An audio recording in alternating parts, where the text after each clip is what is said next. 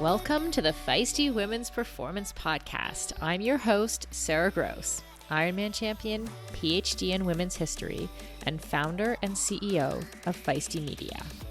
I started this show because I wanted to cut through the BS of diet culture and fitness culture and actually learn from high-achieving women at the top of their game who have figured out how to feel and perform their best at every stage of life. So I chat with experts, elite athletes, and leaders who have learned to succeed despite the massive gender data gap in exercise and medical science and product development. Every episode is filled with information, advice, and anecdotes that will help you fulfill your potential as an athlete, mom, leader, or business owner. And listen up.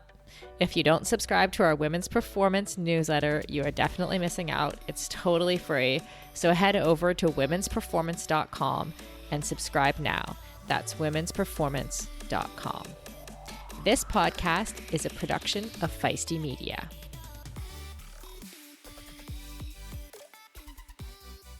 Good morning, afternoon, or evening, wherever you are, Feisties. So the other day, actually just a couple days ago, I saw Mirna Valerio's new reel on Instagram. I don't know if any of you saw it. It is in partnership with Ford. And if you don't know who Mirna is, check her out. She is at the Mirnavator on Instagram. So go watch the video after you listen to this, obviously. But essentially, Mirna is one of the leaders who is changing our perception of what an athlete looks like. Anyway, after seeing the video, I remembered her amazing keynote at our Women's Performance Summit in 2021. I was just, you know how random thoughts come to you, like when you're in the shower or running or something like that. So in short, this thought just came to me. It was like, I should share that keynote on the Women's Performance podcast. Then, serendipitously, the next morning, our guest for this week canceled. And so I thought, okay, it was meant to be.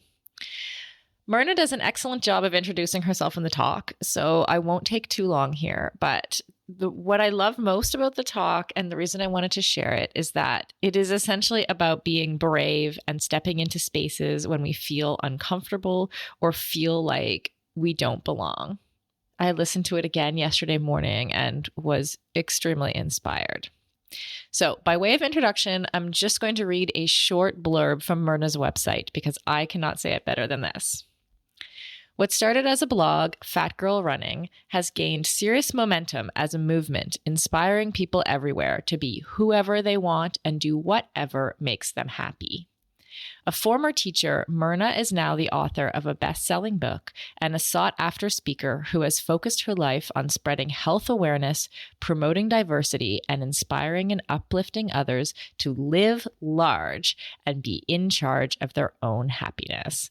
I feel confident that you all will love this talk as much as I did. Endurance sports should be accessible to everyone, right? That's why we are so excited to be partnering with Motive.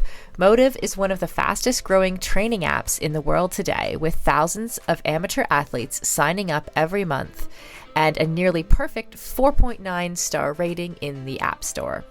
You are not a template, and your training plan should not be either. Prepare for running races, triathlons, cycling events, duathlons, or swim runs, however your season schedule shapes up, and get training written by some of the best coaches in the world in each discipline who know what it takes to help amateur athletes reach their goal on race day. The app takes the training written by those experts and then creates the most optimal training plan for your schedule, abilities, and goals. Plus, the training is fully customized to your race schedule, how much you can train each week, your current abilities, and the goals you want to achieve in your race. You can use the app for free as long as you want, or get all the upgraded features from the app for just $19.99 a month. But as a Feisty listener, you can sign up at mymotive.com and use the code Feisty for 2 months of full premium access. That's right, you get 2 months of premium for free. So you quite literally have nothing to lose.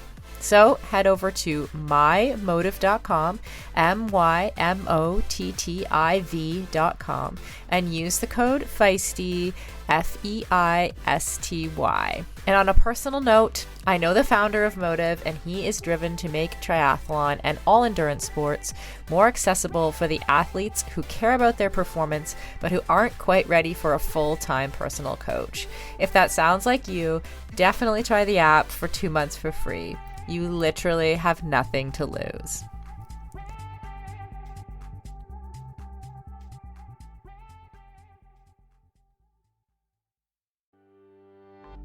As we head into summer, rest and recovery are critical for improving sports performance, reducing stress, and living a long and healthy life.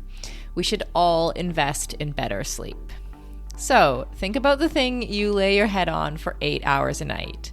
If it's not exactly right for you, it can lead to needless tossing and turning, or worse, have you waking up with an unrelenting kink in your neck. My new Lagoon pillow has helped me improve my sleep immensely by pairing me with the performance pillow that has everything I need.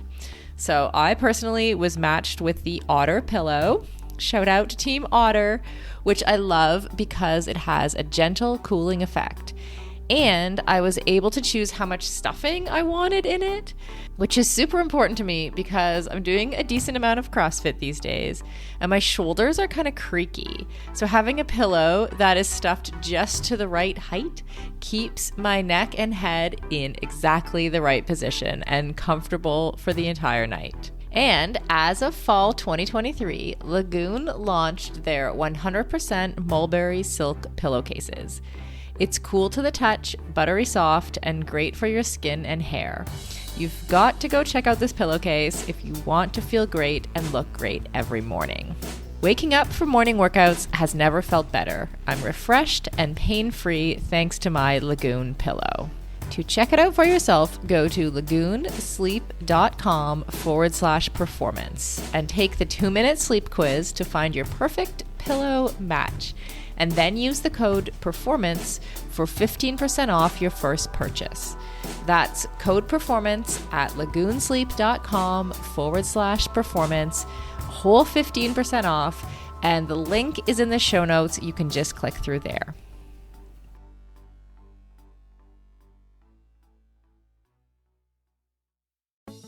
For decades, running shoes have been researched, tested, and designed for men. Brands have relied on the shrink it and pink it approach to sell male shoes to female customers. That's why we are so excited to be working with Hedas. Hedas designs athletic footwear for women that elevates performance, safety, and style.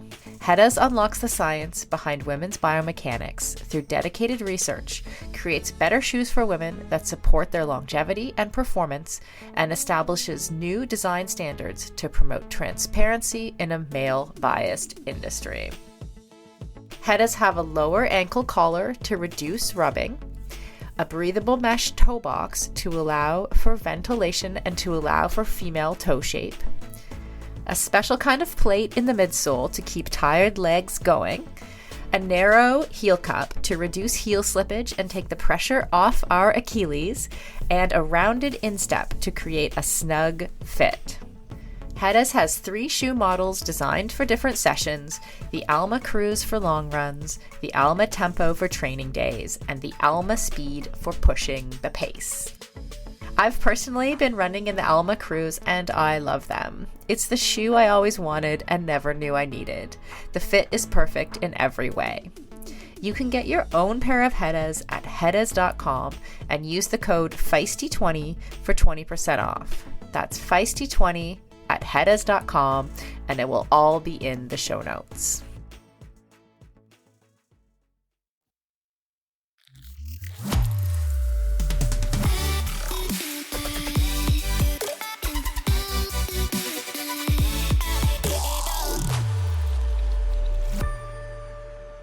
Happy Friday. thank God, or happy pre-long run or pre-long ride day, or happy pre-back-to-back, whatever you're doing day. I'm really thrilled to have the opportunity to speak with you tonight or this afternoon, as I know a lot of you are on the other coast. I'm on the East Coast, Beast Coast, by the way. So my name is Mirna Valerio. I'm also known as the Mirnavator, and in some circles, I am known as the original, the OG Fat Girl Running. I am a trail runner who loves ultras, mom of an almost 18-year-old, which I cannot believe he's still my baby, but he's also an old man. I'm a former educator of 18 years, an anti-racism workshop leader. In fact, right before I jumped onto this call, I led a 3-hour workshop on social justice in the outdoors for a school. I'm also a brand spanking new skier. I'm currently obsessed. I'm a newish cyclist. I prefer gravel. And no, I am not a triathlete. And y'all are really, really aggressive. I just want to say very, very aggressive. And I'm also an adventurer, as in a 2018 National Geographic Adventurer of the Year. I haven't been doing a whole lot of adventuring, though I did travel to Hawaii a few weeks ago to do a run shoot with my newest collaboration, which is with the company Lululemon. Yes, you heard right, Lululemon, right? I cannot believe my life right now. I am a Black, fat, female identifying athlete with sponsorships, collaborations, a best-selling book, more partnerships in the horizons, and incredible, incredible projects that are still in the works. So how in the hell did I get to do this, to live a life formerly only really reserved for thin, mostly white people? It all began in 2008 with a health scare. I was driving from one of my gigs on the weekend. I was teaching private piano, private voice, private guitar. I don't really play guitar. I was teaching Spanish, French, and other composition, music arranging, all these different types of lessons. I'm a classically trained musician. And to my students, my former students in Maryland, and I worked during the week at a boarding school. And if you know anything about boarding school, it's very, very, very time consuming. It's a 24/7 operation, right? And so my stress level is up here. Or was up, well, is still up here. And on the way back from one of those trips to teach all of my private students, I started having pains in the left side of my chest, right? And when you have pains in the left side of your chest, what do you think is happening? You think you're having a heart attack, right? And it was very painful. So I pulled over. I had my kid in the car. He's 5 at the time. He was zonked out in the back, and I'm sitting there trying to figure out what I'm going to do. Am I going to sit here and die? Am I going to flag somebody down? Am I going to call 911? Am I going to keep driving? What am I going to do? And so what I decided to do, after a lot of deliberation and also after a lot of trying to calm myself down because I was hyperventilating, I decided to not call 911 because I didn't want to pay the ambulance bill. Yay, American healthcare. And then keep driving, which is stupid. Don't ever do that. But I kept driving. Obviously, I didn't die. I got to my place at the school because it was a boarding school. Remember, I lived there and I worked there. My colleague took me to the hospital where after 8 hours, they determined that I wasn't actually having a heart attack and that I was having a panic attack. Panic attack? What? Black people don't have panic attacks, which is what I said to the doctor. And he says, what? Ma'am, you very obviously had a panic attack. Because I told them all of the stuff that was going on in my life. I was in grad school. I did this job on the weekends. I also had a kid who was sick all the time. I had a husband with a crazy, crazy schedule. And I was also, working at this boarding school where I worked on the weekends. So I didn't drive to Maryland. I was at work. I was driving kids back and forth to Walmart, to Target. I was having all my meals with them. I was, and again, dealing with all all of the sicknesses that my son had. He had pneumonia many times. He stayed in the hospital. And it's also meant that I was sick all the time, right? And I did not spend any time thinking about my own health. And this is why this happened in retrospect, of course, right? And so I follow up with this cardiologist, and the cardiologist looks at me after he's done all of his poking and prodding and said all his corny jokes, right? He goes, "So how old is your son?" I say, "He's 5 years old. Do you want to live to see him grow up?" Whoa, damn, did you have to say it like that?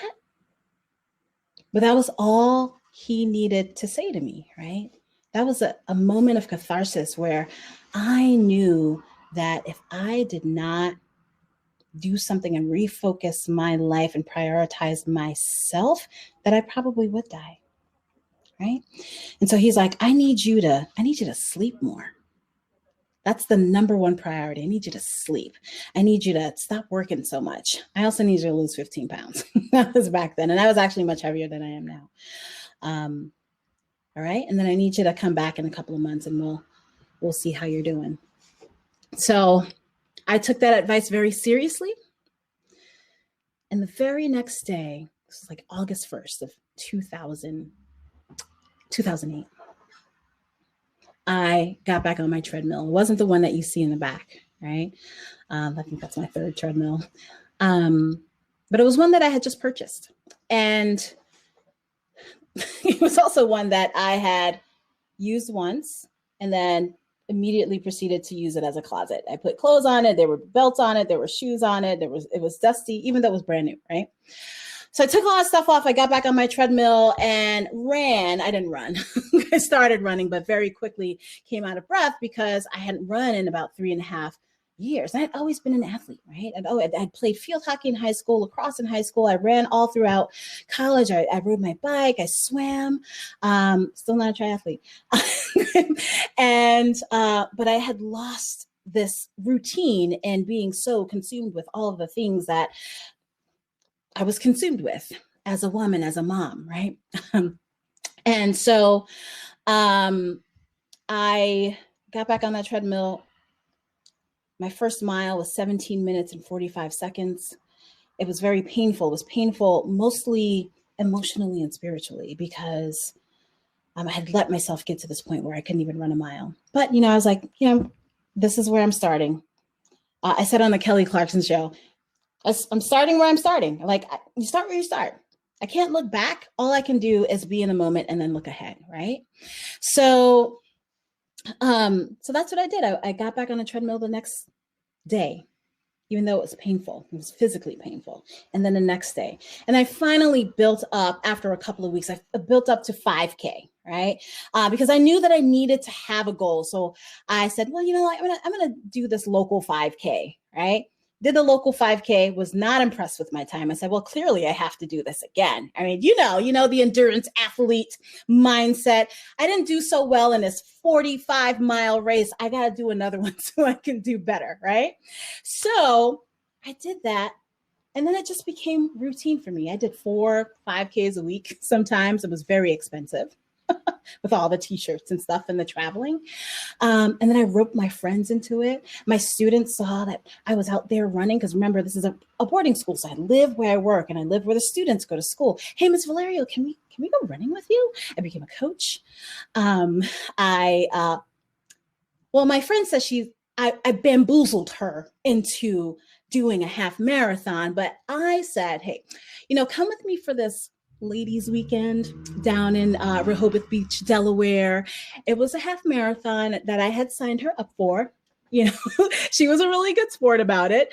But I started really enjoying the training, the long miles, having to be outside for a long time.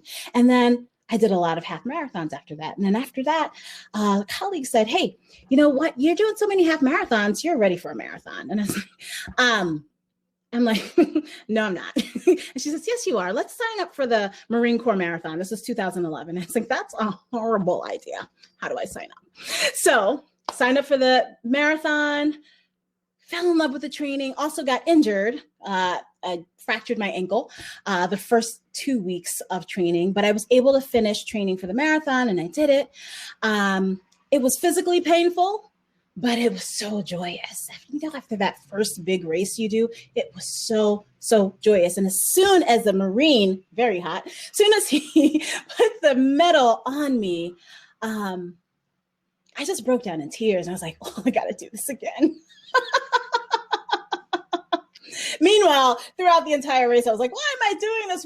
Why am I doing this? People don't do this. But I loved it. And I fell in love, and I kept doing that. I got into ultra marathoning after a race director friend says, hey, you need to do a 50K. After he had put the medal on me for the trail marathon, my first trail marathon I ever did. And I was like, okay, fine, I'll do it. But all throughout this, I'd started my blog, FatGirlRunning, right? And it was a blog whose name people didn't like. My friends didn't like. Well, why don't you call it Fat to Fit? I'm like, I think I'm pretty fit. Even though I'm still fat, I can swim a mile. I can ride my bike for hours. I can run for hours. I can play tennis. I think I'm pretty fit. Well, why don't you just call it like girl running? No, I am fat, even though at this point I had lost about 70 pounds, right? But I was like, still fat. So I continued to call my blog FatGirlRunning. I wrote about the stories of how I saw myself in a world of mostly thinner athletes in endurance sports, right? I told stories about all the great things that people would say to me, all the encouragement I got. And I also told stories about how people would look at me and say, why don't you just go on a diet? Stop eating. Why don't you play tennis instead? It's better for your knees. Have you played tennis before?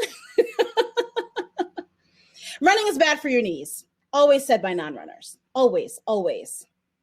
You know, you don't belong out here. People would look at me and like be surprised. Or they would say, you know, when I was at a marathon, they would say, oh, are you doing the 5K fun run? Which is fine. There's nothing wrong with a 5K fun run. I'm here for the marathon. And once one guy, while I was training for 3 marathons, I was out in Van Cortlandt Park in the Bronx, and, you know, I'm running slowly. I was probably struggling because it was really hot. And he's running and he's walking in the other direction. He's like, hey, sis, you would lose more weight more quickly if you walked. I'm like, brother man,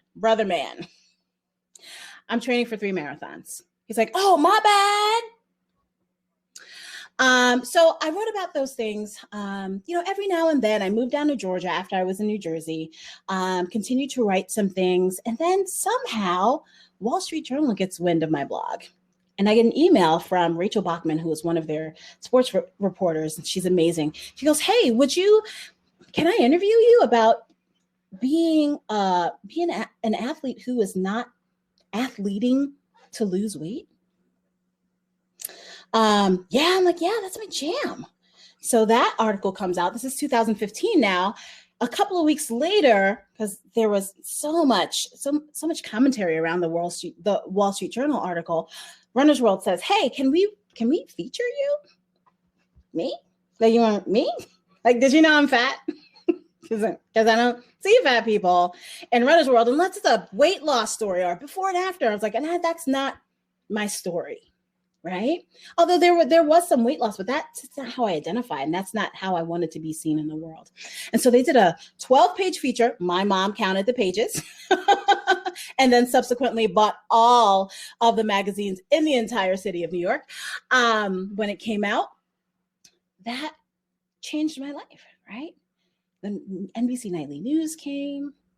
And it was all this story about, here's this woman who is plus size or curvy or self-identifying as fat, doing long distance races, doing any races, right? And it was like, to some people, it is mind-blowing to see somebody like me running a race, right?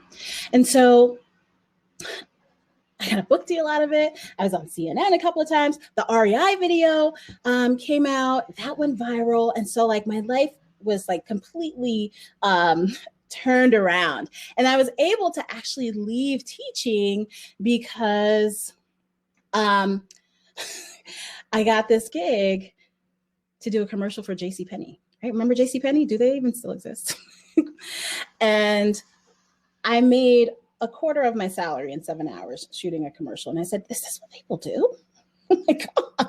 And that wasn't the only sort of catalyst for changing my job, but I was like, this is an incredible opportunity to like be a sponsored athlete. This like really non-traditional sponsored athlete, because I was getting sponsorships from all these companies. And so I left my job teaching. And so like I get to do all these incredible things, right? I get to go to Morocco to run the first stage of the Marathon des Sables, right? Hey, do you want to come over and like do some social media and run? You can run the entire race, so you can run the first day, right? I trained Will Smith for his first half marathon. They called me to train him for his first half marathon, and that's a whole other story unto itself. Maybe one day I'll tell it. I get invited to places like the Azores to run their legendary trail races. I get profiled by various news outlets, which really gets that message out that you can be an athlete in whatever body you have, right? You matter, you belong. And then Vermont thinks I've been in a lot of news outlets in Vermont. And so Vermont thinks I'm the only Black person here. So they like give me all the work, right? That's only half false. And I got to be on the cover of Women's Running magazine. And guess what? I was wearing Nicole DeBoom's stuff. Skirt Sports. Hi, Nicole. I see you on that cover. And so I want to talk a little bit about that whole experience of meeting with the photographer and being on the cover, right? Because it was so cool.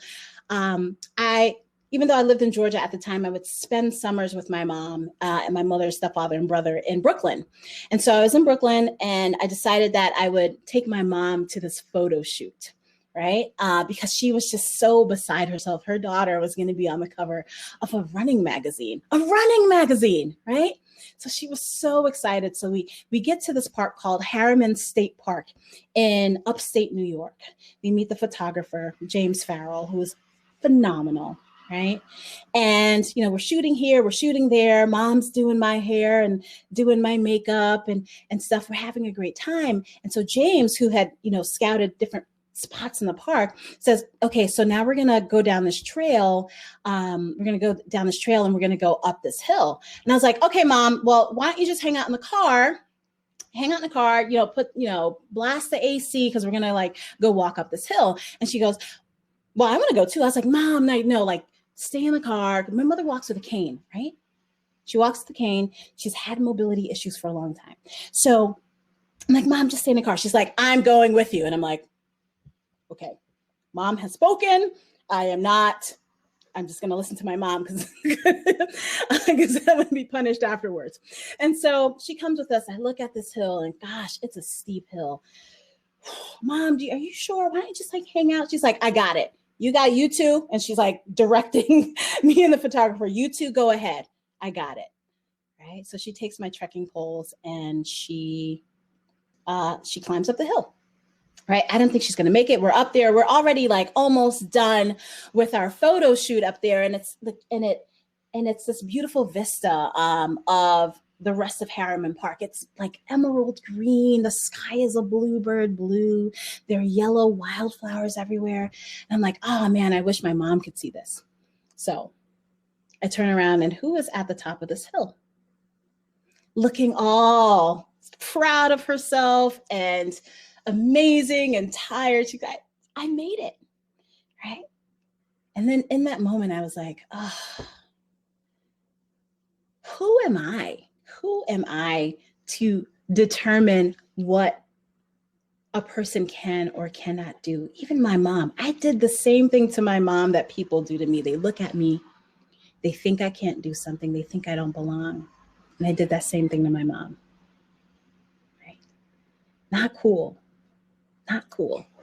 So it was just such a special moment, because then I realized that this is why I do what I do. I want to show people that even if somebody else thinks you can't do it, even if that person is your own daughter who speaks about this stuff, you can actually do it, or you can at least try. You can do the work to get there, right? The other reason, the other thing that I get to do that also has to do with my mom is moms are amazing. I just want to say that is that like not just once, every year since 2017, I've had the opportunity to go out to Trans Rockies, which is a 6-day stage race in Colorado. Right? It's 120 miles total over 6 days. You're in the Rockies. You start at about 8,000 feet of altitude, go up to 12,600 feet. And you're doing all this, like some of the running is technical. It's a lot of hiking. And so I signed up for this race. Actually, I got invited, which was really, really cool because it had been on my fitness bucket list for a long time, right? And so I put it out into the universe and it came right back to me. So I fly into Denver the day before the race starts. See where this is going? Nice. Not good. The first day is about 21 and a half miles from Buena Vista. It's within Buena Vista. And there's like incredible high desert, incredible views of the collegiate peaks. It's amazing. It's hard, but I crush it, right? I'm like, I got this because I eat 20 miles for breakfast. What? I got it, right? And so I'm like feeling really good for the next day. The next day starts in Vicksburg, right? Which is at 9,000 feet, right? I'm feeling good. There's a false flat the first 2 miles, but it's still pretty flat. And then you hang a right, and then you start ascending up to Hope Pass. And at this point, I was like, I don't got it. Because it's like 3,500 feet of climb. And you know, you're increasingly getting up into the higher altitudes. And I didn't know that I was starting to have altitude sickness, but I'm like, I'm going really slow. I'm moving. The sweeps are right behind me. I was last. They're like, you got it, girl. You got it. Yeah, way to go. Just keep moving. I was taking really long, but I got to the top, right? I was feeling really, really woozy, but I got to the top. You know how like when you're at altitude, you feel like you're moving really fast, but you're actually not, right? That's how it was. But I got to the top. We got there before the thunderstorms and the typical afternoon storms happened. And I'm looking at all the views. It's amazing. I'm feeling really good. And then we bombed down to the bottom where the trails take us to Twin Lakes in Leadville, or near Leadville, right? And so when we get to the bottom, it's about 5 or so miles. Get to the bottom. There's a medic waiting for me. His name is Barrett. Remember this name, Barrett, right? I'm feeling good. The sweeps are feeling good, right? And he goes, hey, Mirna, how you doing? Right? Because he knew it was me because I was the last person, right? You know, they're all on walkie-talkie. I'm like, I'm feeling great. I am ready to finish this last 5 miles, ready to go. He's like, yeah, about that. Well, you're 2 hours behind everybody else. So I'm going to give you a choice. You can continue on and make everybody wait, because they really have to take down the finish line, or you can come out with me and walk to this trailhead and we'll get picked up. I'm thinking about it for a couple of seconds. I'm like, Started feeling bad about making people wait. You know, I'm slow. I know I'm slow, but I trained so much for this, but I don't want people to wait for me. So I called it and immediately regretted it, of course. And so I said to the sweeps, thank you so much. And they're like, no, we got you. Like, we'll make sure you get to the end. We'll make sure to do whatever we need to do. I was like, no, it's okay. I don't want to inconvenience anyone. And so they're like, you sure? Yeah. So I go out with Barrett and I am so mad. I start ugly crying, and I'm not a big crier, but I started ugly crying and I was mad. I was mad at Barrett. He kept talking too much. He kept saying, oh, we're on this trail. We're supposed to be on this trail together. We're supposed to have this conversation. You know, this can be a transformative experience for us. And I was like, fuck transformation. I'm mad at you. I was mad at my feet. I was mad at the sky, right? But as we're walking, also he had told me that the trail was flat, never believe anybody that lives on mountains, in mountains, or around mountains, never believe when they say that the trail is flat, because of course the trail isn't flat. It went up the entire time. And it was very, very technical. And I was just mad. I was mad, I was tripping everywhere. But then as we walked, I answered his questions because I am very courteous, even though I was like cursing him out in my head. I started to make peace with it. I was like, you know what? I got to do however many, like 5 or 6 miles. Like, and I made it up and over Hope Pass. Like, I'm okay. And we're walking. I made peace with myself. We're walking. I started listening to the birds. I started actually talking to him and not just like responding. And we get to the trailhead, right? And our ride isn't there yet. So I sit down on a rock and I start getting in my head again. I start crying again. Ugly crying. And then my phone pinged, right? I hadn't had service the entire time, but that moment, I got a ping. Who is it? It's my mom. Hey, honey, hope you're having a good day on your race. It sounds crazy. I'm like, yeah, it's crazy. And then there's a picture of her at the gym on the treadmill that she had sent, right? And she had never been on a treadmill at the gym by herself, right? Unless I took her, and I had only taken her twice. She's like, oh, I'm so happy. I did the 25 minutes on the treadmill you told me to do. And I did the 10 minutes on the elliptical. It's so weird. It feels so weird. And then I did the 5 minutes on the stupid stair thing just because you told me to do it, right? And she's a picture of herself and she's smiling. She's like, God willing, I can do this again on Friday. And that was it. I was like, I'm okay. I'm fine. Barrett, I'm okay. I'm fine. I'm fine. Because if me doing crazy stuff like this and introducing her to a gym and seeing her climb this hill that I thought she wasn't going to be able to climb, if that's what this meant, then I'm doing my job, right? This is why I get to do what I do, right? I get to do these incredible things and go to incredible spaces, not just to live out all of my athletic dreams, but to allow others to see what is possible, what's out there. And yes, they can do it too. So I go out, and even though I might win things, hell, I'm always last. And sometimes I don't even finish, but I do hard shit. I think we're all entitled to do hard shit. And we all know that when we push ourselves beyond our preconceived notions of what others can do and then what we are able to do, the whole world opens up to us and we open ourselves up to the world. And that is what I think being feisty is about. I think it's about saying screw you to all the people that think folks like me don't belong in athletic spaces formerly reserved for thin people. It's about saying fuck you to the NCAA and their extremely overt sexism and low expectations of premium female athletes.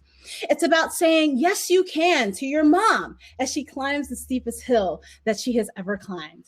It is about welcoming and embracing those unlikely folks into our athletic communities. And it is about a company like Lululemon finally realizing that athletes like me want pretty, functional, high performance, and expensive ass clothes too, right? And it's finally about sending a clear message to the world, just like I said off the record to Nat Geo, but then it ended up in the actual article. I like to stick my big black ass into spaces where people think I don't belong. So folks, stick your ass, whether it's black and big or not, into all of the spaces. You belong. We belong. We are entitled to it all. We are entitled to all the things that make us incredible athletes and incredible humans. We have the right. We deserve greatness, whether it is cultivating our own or others, wherever and however that greatness resides. So go forth and be great, my friends. Live and embody that feisty spiciness we all call upon when we're doing those stupid fucking hill repeats. We got this. We've always had it. Thank you.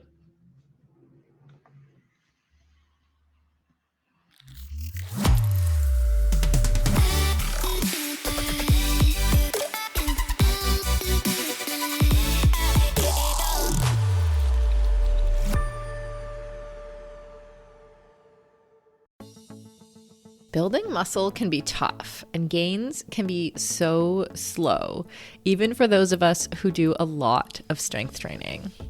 As an ex-endurance athlete who is now in perimenopause, I know this all too well.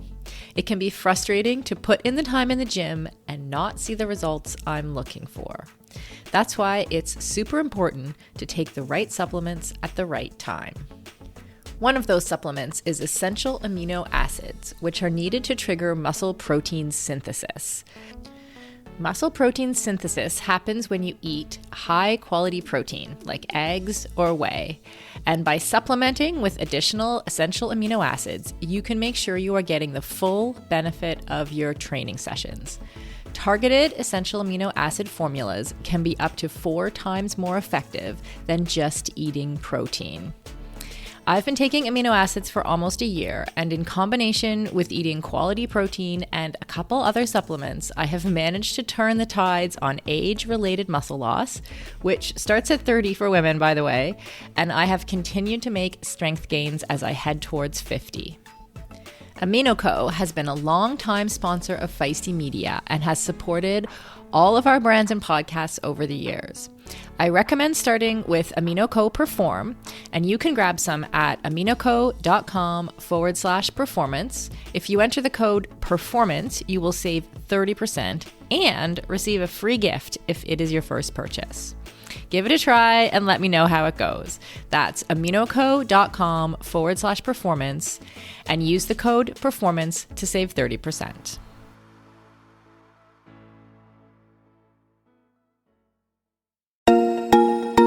As a lifelong runner and triathlete turned CrossFitter, I am stoked to announce that the athletic eyewear brand Tifosi Optics has joined us as a partner here at Feisty Media. Tifosi sports glasses hit all the marks for athletes. They're shatterproof polybicarbonate, so the lenses not only reduce glare, but also offer scratch resistance, which I 100% need. They stay in place when you are moving. The hydrophilic rubber nose pads actually get more grippy the more you sweat, so they are secure and don't slide down your face even when you're running in hot conditions. No matter what sport you do, Tifosi has shades for you. Whether you love tennis, fishing, pickleball, running, cycling, or just hanging out on the beach. They are super reasonably priced, which I love, so I can have multiple pairs that go with any outfit. And of course, Feisty listeners get a special discount. So head on over to tifosioptics.com and use the code FM20. FM as in Feisty Media to get 20% off your order. That's FM20 at tifosioptics.com. I'll put a link in the show notes to make it easy for you.